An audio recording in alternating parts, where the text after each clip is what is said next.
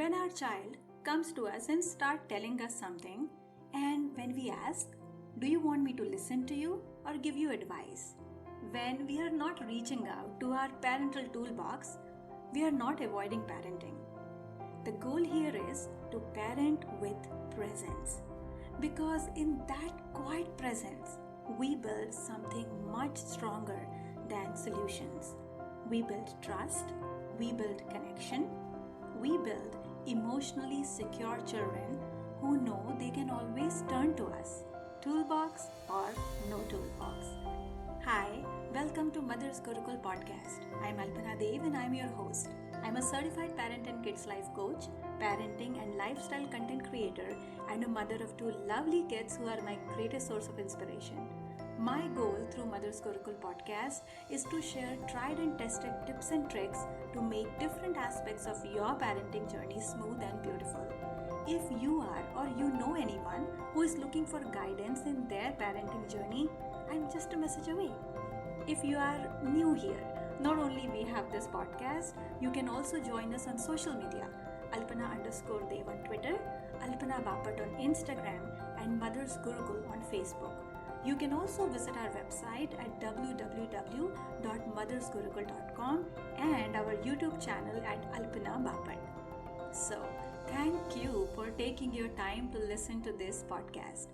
If you have been listening to this show for a while and you haven't done it so yet, please take a moment to leave a review. Reviews make such a big difference, or at least rate the podcast. So, let's learn together, let's grow together at Mother's Gurukul podcast. Today, I want to start with something simple. A scenario we all live through almost every day. Your child walks into the room. Maybe after school, maybe after a play date, and they say, "Mom, can I tell you something?" Or maybe they just start telling you a story. Something happened, something small, something big. And without even realizing it, you are already in problem-solving mode.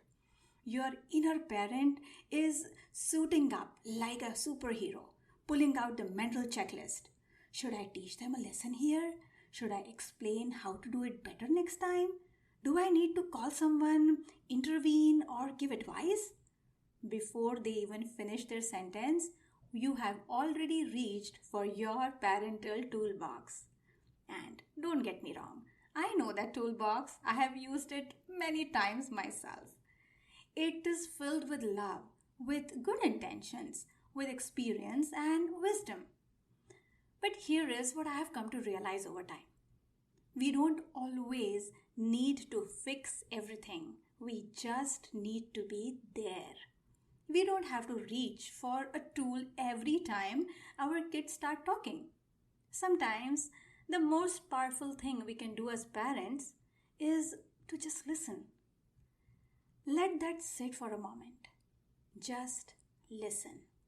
I'll give you an example. A few days ago, a parent I work with shared how her daughter came home looking a little down. She asked what was wrong, and the daughter started explaining something that happened with her friends. And before the story was even halfway through, the mom was already preparing her response. Maybe you should stop hanging out with them, or next time you should do this, do that. But then she caught herself. She remembered our coaching sessions. She paused. And she said instead, "Do you want me to just listen? Or are you looking for help with this?" Her daughter looked at her and said, "I just want to talk, Mom. That's it." That moment, that pause, was a game changer. Because here is the thing. When our kids come to us with something, anything, they are not always looking for a fix. They are looking for connection. They want to be heard. They want to be seen. They want to feel like their voice matters, even if what they are saying feels small to us. When we rush to advise, correct, or teach, we unintentionally send a message that what they are saying isn't enough unless it comes with a solution. But when we just listen, we say, "I trust you, I respect you, I'm here with you." It is such a simple shift, but such a powerful one. Now, don't get me wrong. There will be times when our guidance is needed. That toolbox, it's valuable. We are not throwing it away. But what I'm saying is, we don't need to carry it around on our shoulder like a backpack 24/7.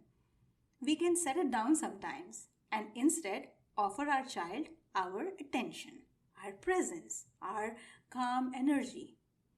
Think of it this way. Imagine going to a friend after a hard day, and before you finish talking, they start giving you a step by step guide on what to do differently. Wouldn't you feel unheard, even judged? Our kids are no different. In fact, they feel it even more deeply because their emotional vocabulary is still growing. They don't always need logic. Sometimes they need a soft place to land. So, what can we do instead?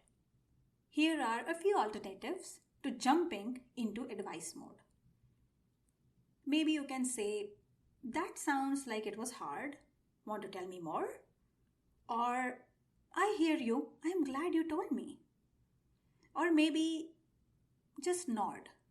Be silent. Let them speak. And if you are not sure what they need, ask. Say, "Would you like me to just listen, or do you want some help with this?"